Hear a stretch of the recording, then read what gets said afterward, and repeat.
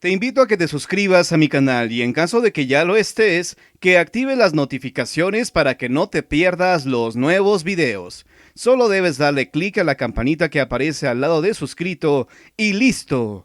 Por tu atención, muchas gracias.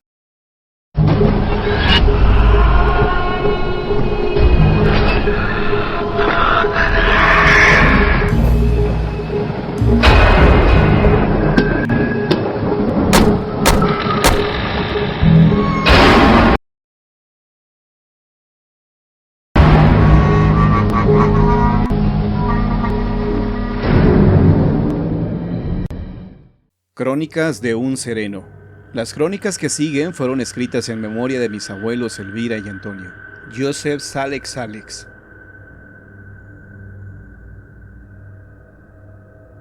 Introducción. Tuxpan, Michoacán, México, año de 1925. Antes de que la electricidad iluminara al pueblo, cuando el sol se ocultaba detrás de las montañas y las tinieblas cubrían con su sombra la tierra, comenzaba mi labor de sereno. Yo, con farol y escalera en mano, salía de mi casa para realizar mi tenebrosa labor. Una labor que nadie estaba dispuesto a realizar, pues el sereno era el encargado nocturno de vigilar las empedradas calles y los estrechos callejones, y también era quien regulaba el alumbrado público que consistía en mecheros de petróleo en el interior de faroles. Una labor que nadie estaba dispuesto a realizar, pues el sereno era el encargado nocturno de vigilar las empedradas calles y los estrechos callejones, y también era quien regulaba el alumbrado público que consistía en mecheros de petróleo en el interior de faroles, colocados todos ellos en las esquinas del pueblo de Tuxpan. Calles, callejones y frondosos huertos que con la oscuridad de la noche se convertían en pasajes fantasmagóricos, donde habitaban todo tipo de sonidos y sombras tenebrosas, capaces de hacerle perder la razón a cualquiera. Ser el sereno del pueblo tenía muchas ventajas, pues era yo un hombre de respeto, una autoridad nocturna, porque mientras los habitantes del pueblo dormían, yo les brindaba protección. Un requisito indispensable para realizar mi labor era estar provisto de valentía, sí, porque era necesario que estuviera dispuesto en todo momento a desafiar mis más profundos temores. Debía llevar conmigo un silbato y poseer una voz aguda, porque era necesario que silbara vigorosamente y gritara con fuertes voces en caso de alertar a los pobladores si se presentaba algún peligro. Cargaba también un arma, porque era necesario que la tuviera siempre lista por si tenía que enfrentarme a algún ladrón o malhechor. Llevaba una vestimenta que me permitía ser reconocido en la oscuridad con facilidad.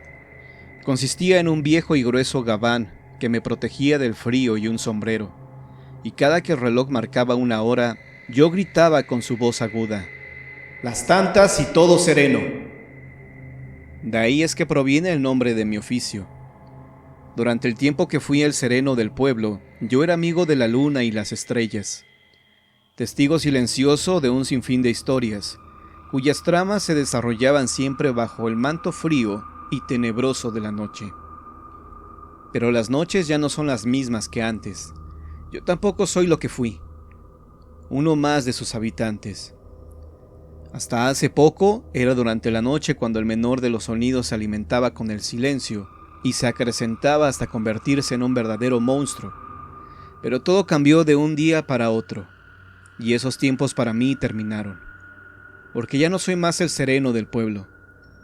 Es por eso que hoy en día, a cambio de unas monedas o algunos tragos en la cantina, cuento mis correrías nocturnas, y todos aquellos quienes escuchan mis relatos experimentan a través de mis palabras ese temor que se sentía al transitar por las calles y callejones bajo el manto oscuro de la noche, antes de que la electricidad llegara al pueblo. La novia. Esto que voy a contar a continuación es una muy singular historia, cuya protagonista principal era una fantasmagórica aparición.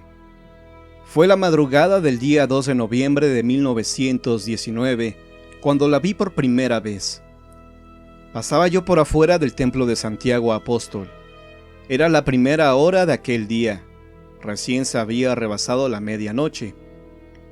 Me acuerdo bien de la hora porque miré el reloj del templo, que era iluminado por la luz de la luna. Entonces, la presencia de una persona en la puerta principal del templo llamó mi atención. Cumpliendo con mi labor de sereno, me acerqué para investigar, pero apenas di algunos pasos, fue que pude ver de lo que se trataba. Era un fantasma. Sí, el de una elegante novia que se encontraba en la puerta principal del templo. Yo sentí cómo se me heló la sangre al contemplarla, y no era para menos, pues en todos los años que llevaba realizando mi labor, nunca antes había visto cosa semejante. Inmóvil, permanecí de frente a la aparición, mirando, esperando a que ella también me mirara. Mas a la novia parecía no importarle mi presencia. Se comportaba indiferente, como si yo no estuviera ahí.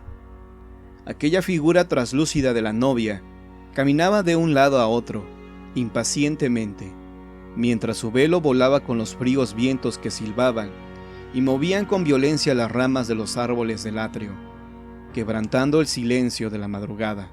Mas a pesar de ser un fantasma, su rostro no infundía temor, pues no emitía lamento o quejido alguno. Más bien invitaba al misterio, porque reflejaba angustia y preocupación. Yo permanecí observándola con curiosidad hasta bien entrada la madrugada, y ya cuando estaba ya próximo el amanecer, se desvaneció en la nada aquel fantasma. Fue como si el viento se lo hubiera llevado repentinamente, protegiéndola de la inminente aparición de los rayos del sol.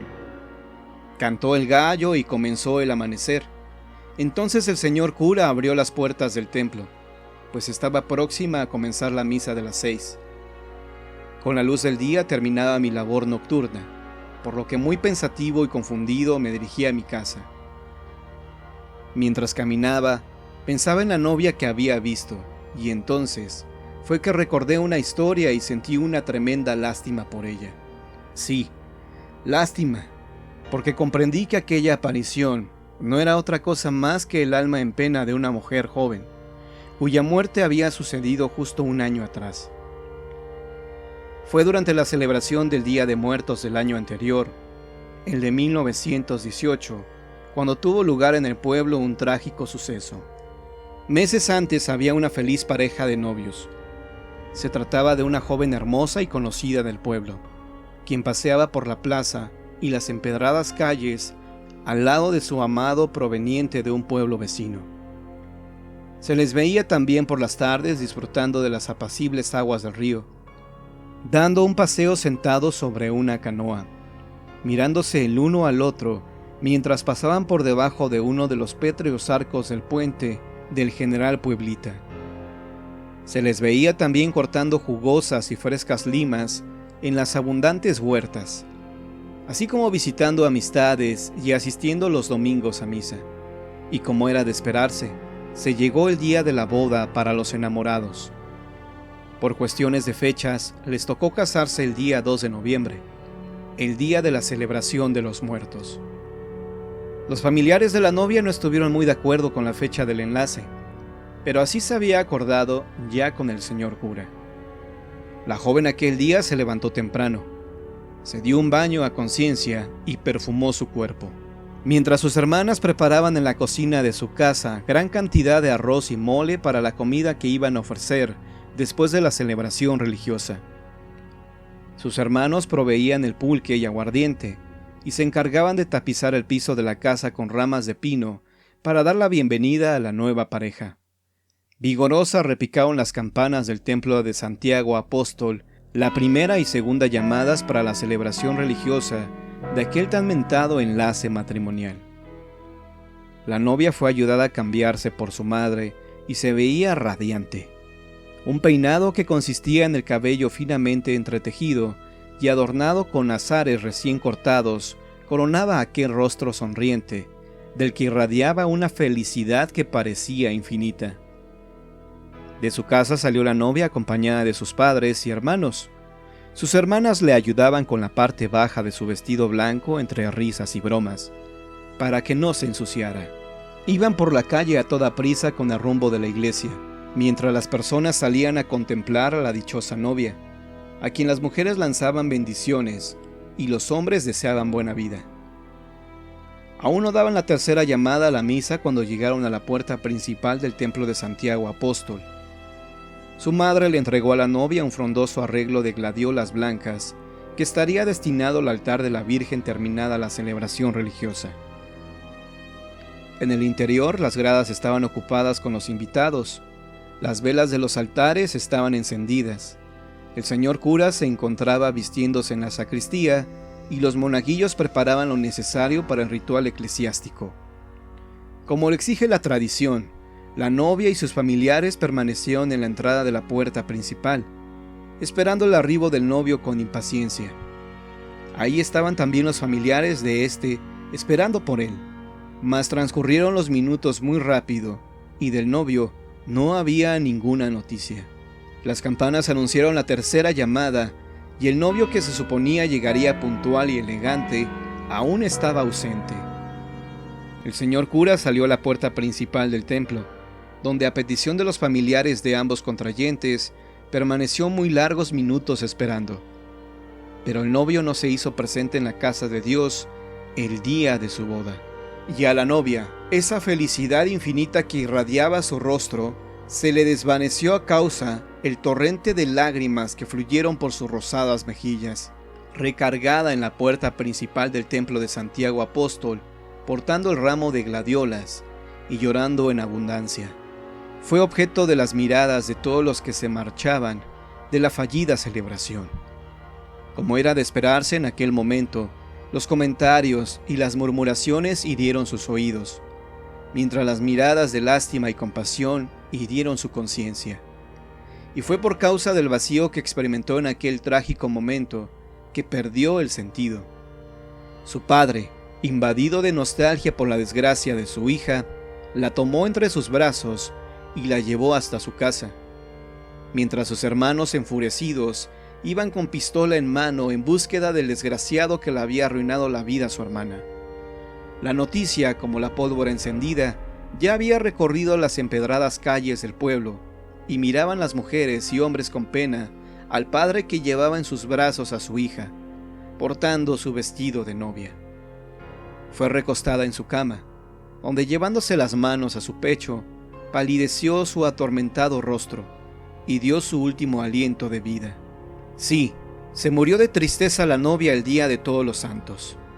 Se le había roto su corazón en 1000 pedazos por causa de aquel ingrato amado que la había traicionado. Aquel día en la casa de la novia hubo un gran lamento, porque en vez de realizarse el banquete de una boda, se realizó un funeral.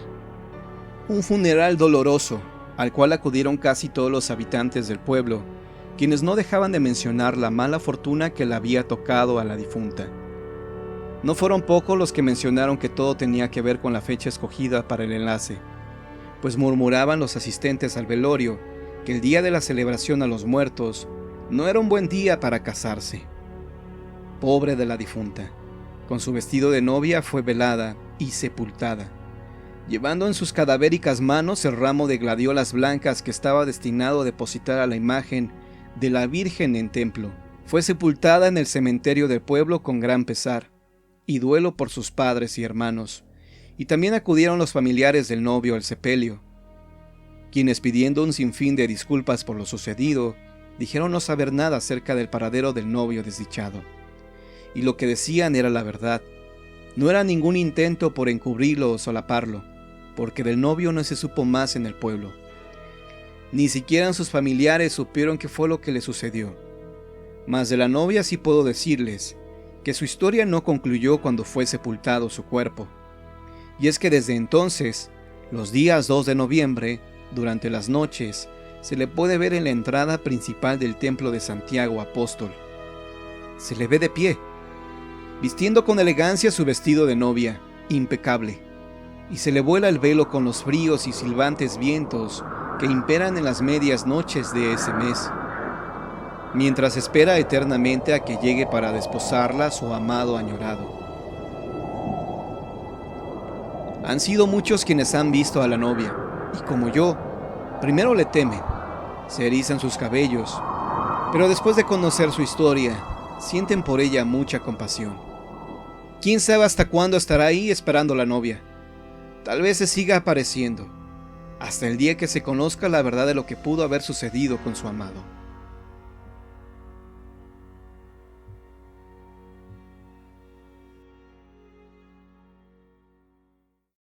¿Quieres pasar un momento ameno con tus familiares y amigos escuchando historias y leyendas de terror?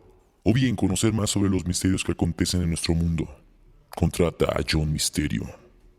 Conferencias privadas. Pasa una noche inolvidable con John Misterio, donde podrás experimentar de cerca el miedo. Precios accesibles. Contáctanos.